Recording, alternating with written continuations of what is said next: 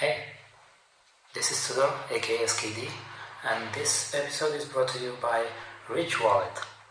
It's a small front pocket wallet available in aluminium, carbon fiber, and titanium. This is the forged amber version. It can hold up to 12 cards, not that I have 12 cards. You can also hold cash as well with this elastic band. I also got this key case, matching key case, which is really nice. You can hold your keys like this. So if you're interested in such a wallet, get the best offer with the link rich.com/skd and save up to 40%. Link in the description. Now back to our video. When it was announced on April 19, 1997, that serial killer Archibald Mad Dog Beatty McCafferty was to be released from prison on parole after serving 23 years in some of Australia's toughest jails, it sent a shockwave of outrage through the community. McCafferty's crimes were immeasurable. To the friends and families of his victims, there was no doubt that he deserved to die behind bars, which was the recommendation by court-appointed psychiatrists at his trial. But then the citizens breathed a sigh of relief when a further press release announced that McCafferty was to be deported back to his place of birth, Scotland. Although Archie had lived in Australia most of his life, it appeared as though he'd never taken the time to become an Australian citizen. Much to the disgust of Scottish authorities, Australia's prison system had found a loophole to rid itself of one of the most vicious and troublesome killers in its history. But even back in his native Scotland, Archie couldn't stay out of trouble, and it wasn't long before he was back in the courts for breaking the law. When Archibald Beatty McCafferty was 10, his parents, Archie and Clementine, migrated to Australia from Scotland to leave behind their bleak working-class existence and start a new life with hope. The McCaffertys moved first to Melbourne and then to Bass Hill and Sydney's blue-collar western suburbs. Archie was in trouble with the police from the outset, and by the time he was 12, he was placed in an institution for stealing. He already had a long record. By the time he was 18, Archie had been in institutions 5 times and had been classified as an incorrigible juvenile delinquent. One detective described him as the toughest kid I ever met. At 24, he'd been in and out of jail many times and had a record of 35 convictions that included break, enter, and steal, stealing cars, larceny, assault, vagrancy, and receiving stolen goods. However, Archie McCafferty was not considered a violent criminal. His assault charges arose from fistfights with the police, but none of his other crimes involved violence. Yet Archie was obsessed with ferocity. He loved movies that overdosed on aggression and brutality. His favorites were A Clockwork Orange and The Godfather. He saw them many times over, and his favorite scene from The Godfather was the one in which Sonny Corleone was riddled with bullets at the toll gates. Though at this stage of his life, Archie was not violent toward other people, he told a psychiatrist that he enjoyed strangling chickens, dogs, and cats to see what it was like. When Archie fell in love with and married Janice Reddington in April 1972, his family prayed that he would at last settle down. The couple had met at a hotel where Janice worked part-time as a switchboard operator. The marriage was only 6 weeks old when Janice caught her husband in bed with another woman. She wasn't impressed, but Archie's response was so violent it prompted his first visit to a psychiatric hospital. After discharging himself, Archie threw away his sedatives, started drinking heavily, and took out all of his aggression on his wife. Although Janice was pregnant, Archie would repeatedly bash her when he was drunk, which was most nights. He would press his thumbs against her windpipe and only let go as she was about to lapse into unconsciousness. One night, when he nearly killed Janice, Archie booked himself back into the hospital and told psychiatrists that he wanted to kill his wife and her family. He said he wanted to get the evil thoughts out of his head, but discharged himself a few days later. There was nothing that the doctors could do to keep him there. The visits to psychiatric hospitals did nothing to change Archie's ways. He went straight back on the drink when he discharged himself, and his drug intake increased. So did his fits of uncontrollable violence. He got a job on a garbage truck, and this seemed to pacify him for a short time during the days. But at night, he was getting worse.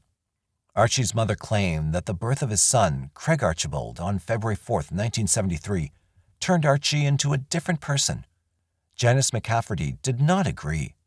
She said that he was still drinking heavily and taking all sorts of drugs. She was terrified to take the baby in the car for fear that Archie would have an accident and kill them all. Little Craig lived only 6 weeks.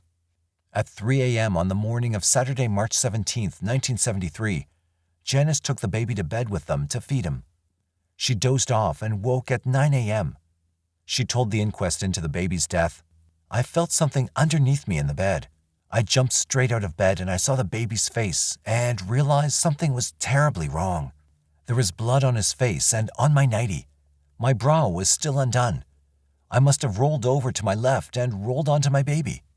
At the inquest, held on August 24, 1973, the coroner, Mr. John Dunn, said that the child had died accidentally when his mother went to sleep on top of him while breastfeeding. He completely exonerated Janice McCafferty and said, "I must say, in the interests of the welfare of the young mother, I cannot find anything to be critical of her for what happened." Archie McCafferty did not agree. He'd left Janice a week after the tragedy, and although he did not attend the inquest into his son's death, he sent a scathing letter to the coroner, accusing Janice of murdering their son. Was the death of his son all that Archie McCafferty needed to tip him over the edge? It was a question on which psychiatrists would sharply disagree. Certainly, the horror of his son's death played constantly on Archie's already troubled mind. But was it the match that had lit the fuse to the keg of dynamite that was about to explode? The first eruption occurred a week after Craig's death. The McCaffertys had a few friends over for drinks after the funeral, and when most of them had gone, Archie started playing a record called Nobody's Child in remembrance of his dead son. An argument started, and Janice McCafferty fled. Archie caught up with her hours later in Blacktown, where he accused her of killing his son. When Archie took to her with a picket fence, Janice's brother and another man stepped in and gave him a hiding. The following day, he turned up at his parents' house at Bass Hill. Badly bruised and covered in blood, he pleaded with his mother for help. She despaired at her confused son's plight and begged him to readmit himself to the hospital. That day, a family friend drove Archie to the Parramatta Psychiatric Center, where he booked himself in for treatment. This was his third self-admission in 9 months, the one that prompted hospital staff to ring the police when he checked himself out a few days later. Archie's passion was getting tattoos. Visiting the tattooist was like seeing his therapist. The tattooist knew all of Archie's innermost thoughts. Archie confided in him, sought his advice, and admired his opinions. As a result of the long hours Archie had spent having pictures put on his body, there wasn't much room left. He was covered in more than 200 of them. When police had to photograph all of Archie's identifying marks, they used many rolls of film. There were even stars tattooed on his earlobes. Like many of the others on his body, they were done with Indian ink and sewing needles while filling in the long hours in prison. Archie hated these nick or prison tattoos, and whenever he was out of prison, he got them covered with proper ones. His body's a walking advertisement of his hatred of the police. One tattoo spread across his shoulders and back says, "The man who puts another man under lock and key is not born of woman's womb." Another says, "Kill and hate cops." Archie has drawings of 2 bulldogs on his chest and 2 sharks on each shoulder. There are eyes tattooed on each of his buttocks, and the bottom half of his body is covered in drawings depicting love and sex. Archie had saved space on his chest for a special tattoo, and until his son was killed, he didn't know what that tattoo would be. The day he discharged himself from the Parramatta Psychiatric Center, he went to the tattooist and had a memorial to his son etched on that special spot on his chest. It's a cross-shaped tombstone embedded in a blood-red rose. It's inscribed, "In memory of Craig." Several weeks later, Archie paid another visit to his tattooist for another special tattoo. This time, he would have his favorite number, 7, tattooed on the web between his thumb and forefinger. It was one of the few places left on Archie's body that was not already covered with ink. He had the number tattooed next to the head of a snarling panther. Archie chose that number for 2 reasons. he decided that 7 people must die to avenge his son's death. Plus, it was his lucky number. Archie did everything in sevens. Curiously, the number 7 would recur during McCafferty's rampage of murder. Janice McCafferty had not seen her husband in the 5 months since she visited him at the psychiatric center the day after he had tried to kill her. But on August 23, 1973, the night before the inquest into little Craig's death, 2 bricks with notes wrapped around them were tossed through the window of her home in Blacktown. The first note read, "You and the rest of your family can go and get fucked because anyone who has anything to do with me is going to die of a bad death. You know who this letter is from, so take warning because Bill is the next cab off the rank. Then you go one by one." It was signed, "You know who." Bill was Bill Ryan, Janice McCafferty's mother's boyfriend. The second note read, "The only thing in my mind is to kill you, your mother, and Bill Ryan. This is not a bluff because I'm that dirty on all of you for the death of my son, but I can't let it go at that. I have a matter of a few guns, so I'm going to use them on you all for satisfaction. Beware." The following night, August 24th, the killing started. McCafferty had chosen the day carefully. It was the first day of the inquest into the death of his son. A week earlier, Archie McCafferty had formed a gang out of an odd assortment of teenagers along with Carol Ellen Howes, a 26-year-old woman he was living with. Archie met Howes and 16-year-old Julianne Todd when he was a patient at the Parramatta Psychiatric Center. Carol Howes was the mother of 3 children aged 4 to 7 and was separated from her husband. In the previous 2 years, Carol had made 3 attempts on her life by taking large doses of sleeping tablets. Carol Howes told Archie that she intended to try to kill herself again, and McCafferty talked her out of it. This formed a bond between the pair, and before long, they'd moved into a flat in the inner western suburb of Earlwood. The teenager, Julie Todd, had met them both at the center while she was being treated for mental disorders. McCafferty took her in with them when she had nowhere else to go. McCafferty was living with Howes and Todd at the time of the murders. They were joined by Michael John Mick Meredith and Richard William Dick Whittington, 2 17-year-olds McCafferty had met at a Bankstown tattooist's a few days earlier. Mick and Dick had a couple of rifles. The 6th member of the gang was 17-year-old Donald Richard Rick Webster, who McCafferty had met only days earlier through his brother. Led by McCafferty, the gang chose their first victim. At just over 5 feet tall, 50-year-old George Anson was an easy mark.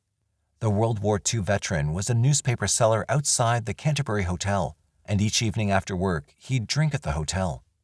Just after closing time on the evening of August 24, 1973, Anson was spotted by the gang as he staggered down the street towards his home. They'd been cruising the area in a stolen Volkswagen, looking for someone to beat up and rob.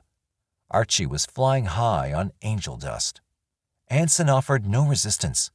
He was far too drunk. The gang dragged Anson into a side street. As McCafferty grabbed the older man around the throat, Anson cried out, "You young cunt." They were the last words he would ever say. McCafferty went berserk and kicked Anson repeatedly in the head and ribs. Then Archie heard the voice for the first time. "Kill 7. Kill 7. Kill. Kill. Kill." George Anson was kneeling in the gutter when McCafferty produced his knife and plunged it into his back and neck 7 times. McCafferty gave the dying man one final kick in the face before running back to the car.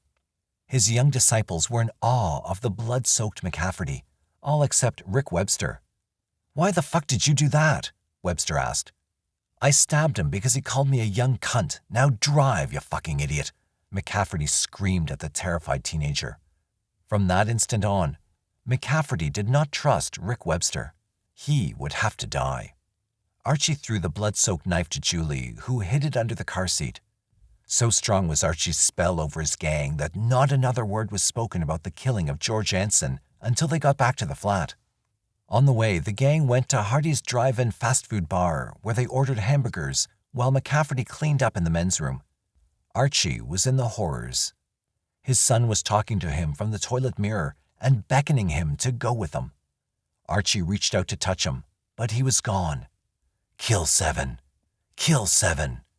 Kill 7. Back at the flat, Julie washed the blood from the murder weapon and returned it to McCafferty. Only then did he talk about the murder. "I couldn't help myself," he told them. "I couldn't stop. I can't understand why I did it. A voice, it was Craig's voice, told me to kill, kill, kill." 3 nights later, on August 27th, Archie took his gang to the Leppington Cemetery to show them the son of his grave. Archie had been there many times with Carol Howes since the funeral. Howes said that they would sit at the grave and Archie would sob and say things like, "The poor little bloke, he never stood a chance. It's not fair. It's not bloody fair." On one occasion, he'd promised his son that he would avenge his death. It was a cold, bleak night, and the rain came down in sheets.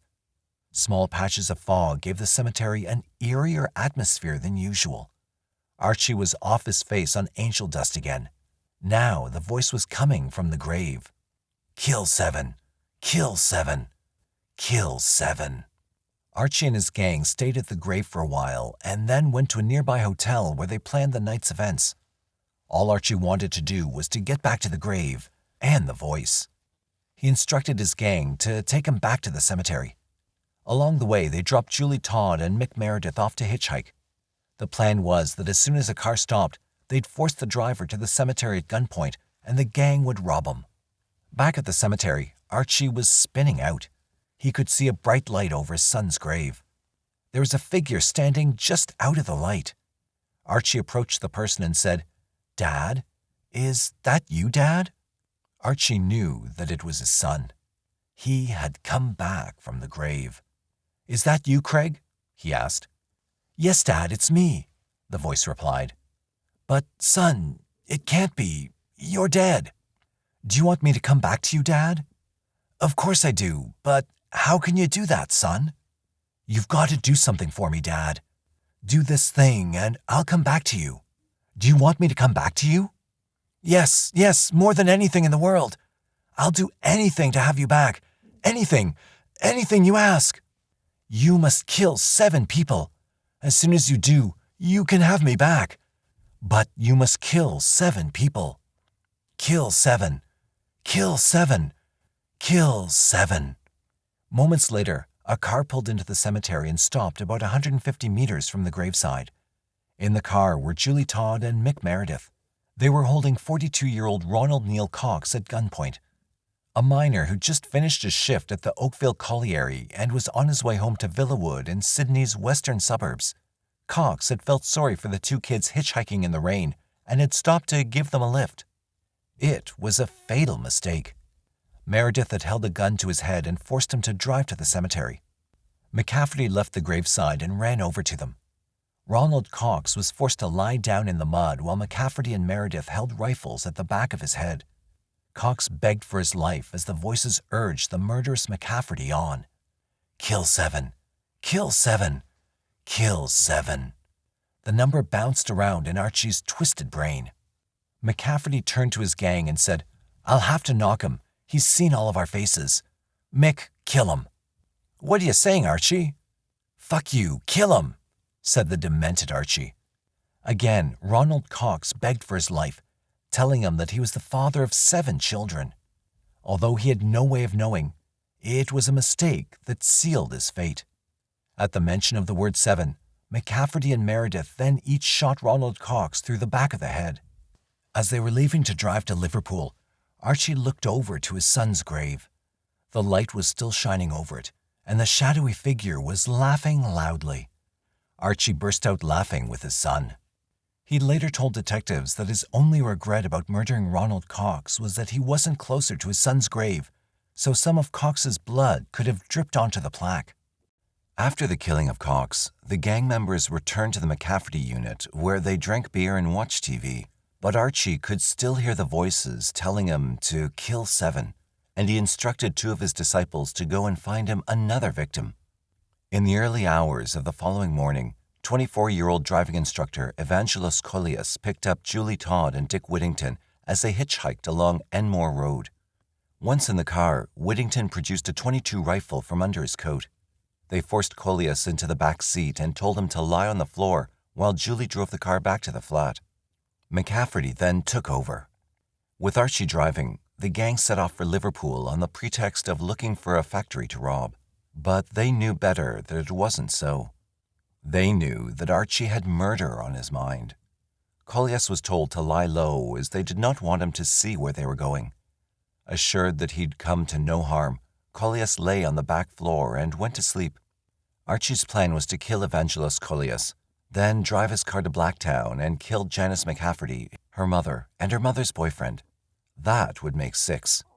The 7th victim would be one of his own gang, Rick Webster. Archie felt that Webster was going to betray him to the police. McCafferty told Whittington to kill Collias. Whittington wasn't sure that he could, but as Collias woke from his nap in the back of the car, Whittington held a sawed-off .22 rifle to his head and pulled the trigger. Evangelos Collias died instantly. "Shoot him again," urged McCafferty.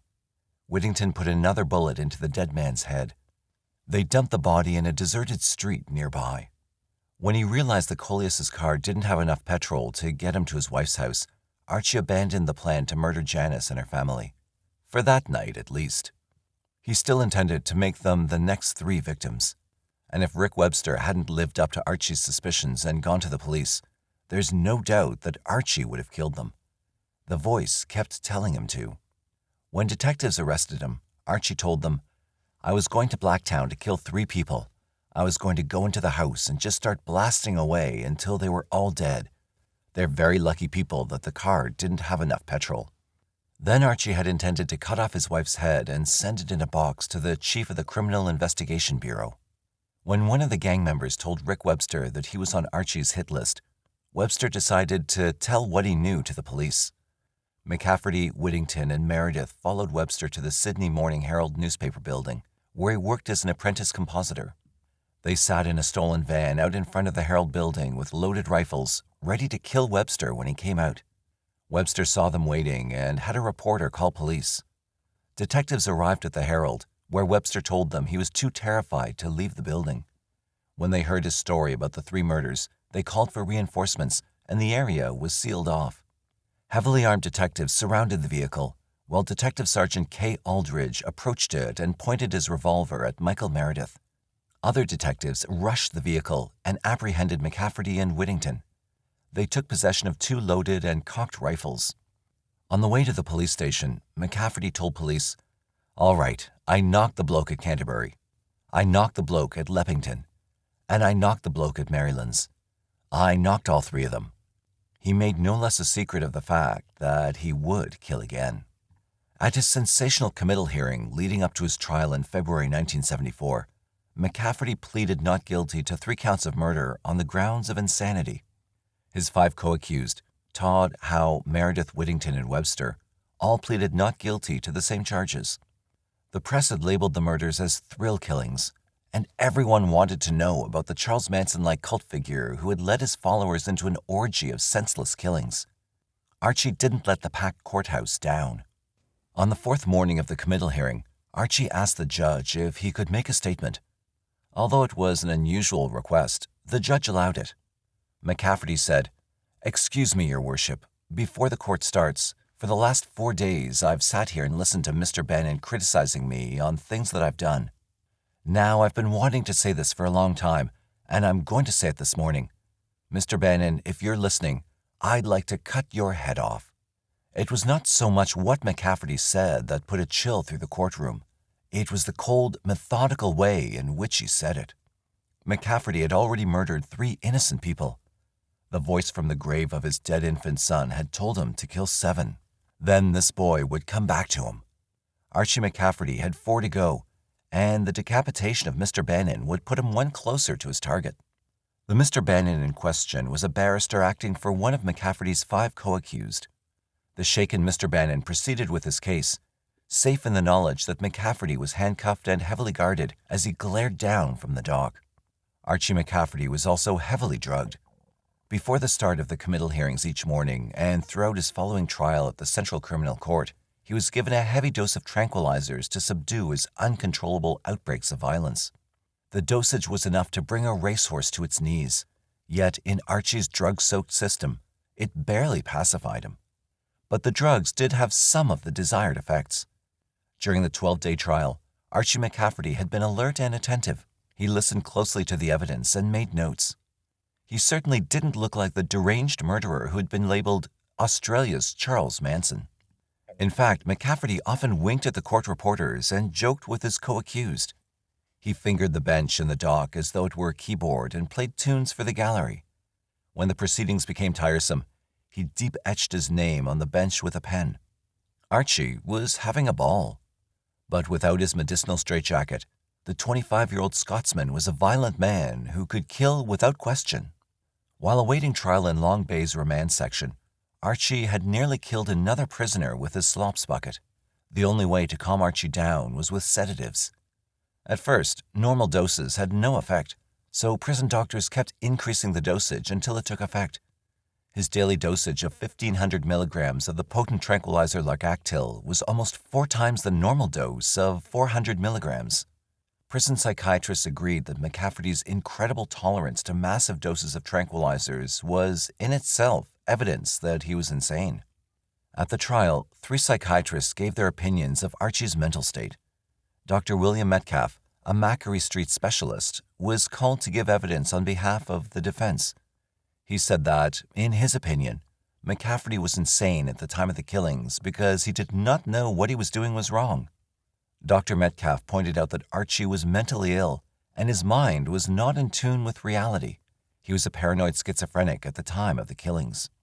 A completely different opinion was given by the prosecution's psychiatric advisor, Dr. Oscar Schmalzbach, also a Macquarie Street specialist and consultant psychiatrist to the state government. Dr. Schmalzbach said, "In my view, McCafferty knew at the time that what he was doing was wrong. He may have had an isolated schizophrenic reaction at the time of the second killing, but this did not make him a paranoid schizophrenic. Such an illness does not exist one day and disappear another day and come back the third day." A third psychiatrist to examine McCafferty after the killings did not give evidence. He took the middle view that McCafferty was insane, but he knew what he was doing at the time of the killings. Although they could not agree on Archie's sanity, the 3 psychiatrists were united in the opinion that, no matter what, Archie McCafferty could never again be set free. They all agreed that he was an extreme danger to the community. Then it was Archie's turn, and the hushed courtroom was captivated as he told of the voice from the grave and how he'd been told that 7 must die if he wanted to see his son again. He maintained that he was completely insane at the time of the murders. The press lapped it up, and Archie didn't disappoint them. At last, he was getting the recognition that he so desperately craved, even if he had to kill 3 people to get it. And in true trooper fashion, Archie saved the best bit until last, his statement, which he read from the dock. "Your Honor and gentlemen of the jury, firstly, I'd like to say that at the time of these crimes, I was completely insane. The reason why I did this is the revenge for my son's death. That is what made me do it. Before this, I had stated to a doctor that I felt like killing people, but up until my son's death, I'd not killed anyone. My son's death was the biggest thing that ever happened to me because I loved him so much, and he meant the world to me, and after his death, I just seemed to go to the pack. I feel no wrong for what I've done because at the time that I did it, I didn't think it was wrong. But after my son was killed, I tried to kill my wife and I was admitted to Parramatta Psychiatric Home because I knew I needed treatment. So I signed myself in and I was there for a number of weeks. I think if given a chance, I would kill again for the simple reason that I have to kill 7 people and I've only killed 3, which means I have 4 to go. And this is how I feel in my mind. And I just can't say that I'm not going to kill anyone else because in my mind, I am. Whether you think I'm sane or insane is up to you, but I would say that I was definitely insane on the night of these murders. The day of my son's inquest at the coroner's court happened to be the day that I stabbed Mr. Anson. The reason why I killed this man was because I heard my son's voice tell me to do so. The same with the second and third person. Each time I went to the graveyard to visit my son's grave, a violent streak would come over me, and I wanted to be so violent, I wanted to kill people. I kept hearing voices, not only my son's voice, but other voices as well, which I didn't know whose they were. On the Thursday that I was apprehended, I had every intention of killing Rick Webster as I heard the voices tell me to do so, and anyone else that the voices told me to kill, I would kill until I reached the figure 7. I still say I felt no wrong in what I've done, and I'm still willing to kill anyone else that I'm told to kill. At the time of my son's death, I took it pretty hard, and since then, I've not been the same because I loved him so much, and I believe in my own mind that my wife murdered him on purpose, and that's why I killed these men, for the revenge of my son's death. And this is the honest truth, so I hope that the jury in your honor will believe what I've said. That's it. Mick Meredith and Dick Whittington were found guilty of the murders of Ronald Cox and Evangelos Kolias, and each sentenced to 18 years in prison. Richard Webster was found guilty of the manslaughter of Cox and sentenced to 4 years in prison. Julie Todd was found guilty of murdering Cox and Kolias and was sent to prison for 10 years. On May 20, 1974, she was found hanged in a bathroom at Silverwater Detention Center. She had just turned 17. Carol Howes was found not guilty on all counts. 8 months pregnant with McCafferty's child when the verdict was handed down, Howes made a passionate promise from the dock to McCafferty. "I'll wait for you, Archie," she sobbed. "No matter what, I'll always be waiting for you with our child." She immediately moved into the Blacktown house of Archie McCafferty's parents to have their grandchild. The jury chose to believe that Archie was not crazy and returned a verdict of guilty on all counts. Nobody shed a tear for the remorseless killer as the judge handed down the 3 life sentences. As he was led back to prison, McCafferty swore he would kill again. And there was no doubt in anyone's mind that, given a chance, he would. There was no such lenient sentence for Archibald Beatty McCafferty. He was sentenced to 3 terms of life imprisonment. Even as he was being led from the courtroom, he shouted that he would kill 4 more to avenge the death of his son. Archie proved to be a handful for the authorities, and he was shuffled around to the toughest jails in the state. Prison officials and psychiatrists regarded him as extremely dangerous. His one consistent and predominant thought was the killing of 4 more people. A television crew allowed into the notorious Kittingal section of Long Bay Jail interviewed Archie, who told a stunned audience that there was nothing that anyone could do to stop him from murdering another 4 people should he be let out. Placed on massive doses of tranquilizers to keep him under control, by 1978, Archie had done time in almost every maximum security prison in the state and was considered to be a jail heavy and an associate of the hardest criminals in the penal system. In April 1980, warders foiled an escape attempt by Archie at Grafton Jail. He had loosened bricks in his cell before prison officials were tipped off and his escape route was discovered. At the time, prison officers said McCafferty was probably the worst criminal in the state's jails. Police believe that Archie McCafferty was a member of the secret murder squad that was judge, jury, and executioner behind the walls of Parramatta Jail in 1981. They believe that the group was responsible for 4 murders within the prison. In September 1981, Archie was charged with the murder of Edward James Lloyd, who was stabbed to death in his cell. Archie's co-accused, Kevin Michael Gallagher, was eventually found guilty of the murder. It was proved that McCafferty was present while the murder took place, and though he strenuously denied the charges, McCafferty was found guilty of manslaughter and given a further 14 years. Archie protested vehemently against the sentence, claiming that he'd been framed. To prove it, he named those who were responsible to the authorities. Archie McCafferty automatically became an outcast within the system that had been his home for the best part of his life. He was now the biggest headache within the New South Wales penal system. For his own prediction, he was transferred from one jail to the next in search of a permanent home. In November 1981, Archie was caught red-handed in his cell with 10 foil-wrapped packages containing heroin. The judge sentenced him to another 3 years imprisonment. During 1983 and 1984, Archie was moved repeatedly between Maitland, Long Bay, and Parkley prisons under the unofficial but reprehensible practice called Shanghaiing, whereby senior prison staff were able to pass the responsibility for dealing with difficult prisoners on to others. It was noted in official records that Archie suffered fits of mental disturbance during this period, and he was said to be off his rocker. After giving further information to authorities about serious criminal conduct by various prison officers within the prison system, Archie was eventually moved to the Long Bay Witness Protection Unit in 1987. By now, a price had been placed on his head, and he was classified as a supergrass. It was in the Witness Protection Unit that Archie was revisited by delusions concerning his dead son. Prison psychiatrists put it down to the fact that he'd been sniffing solvents and petroleum and was extremely depressed by the lack of prospects for his future release. As no parole period had been given, it was clear to Archie that he would spend the rest of his life behind bars. But he kept applying for parole.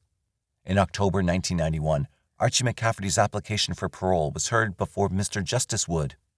The judge granted him a 20-year parole period dating from August 30th, 1973. Archie became eligible for release on parole on August 29th, 1993. Over the years, Archie's anger subsided until he was considered safe enough to be placed at the Barima Minimum Security Prison south of Sydney. But each year, when he applied to be released on parole, he was rejected. And so, Archie McCafferty, serial killer and arguably the most violent prisoner the Australian penal system had ever seen, became a model prisoner and, for the last 4 years of his incarceration, was allowed to visit and stay with the family of his brother and his wife and children from Friday nights to Sunday nights without supervision. This position of trust developed to the stage where Archie was allowed to leave the prison each day for 6 days a week on work release until the parole board agreed that he was indeed a changed man who was no longer a danger to society and decided that he'd be released on parole. The only condition of the parole was that Archie would be deported. When Archie heard that he was to be deported to a Scotland that he hadn't seen in almost 4 decades, and even worse, to a hostile community that wanted nothing to do with a vicious serial killer, he did everything within his limited powers to stave off the inevitable. But his pleas fell on deaf ears, and amid protests from the Scottish authorities, he was put on a plane on May 1st, 1997, and sent back to his birthplace.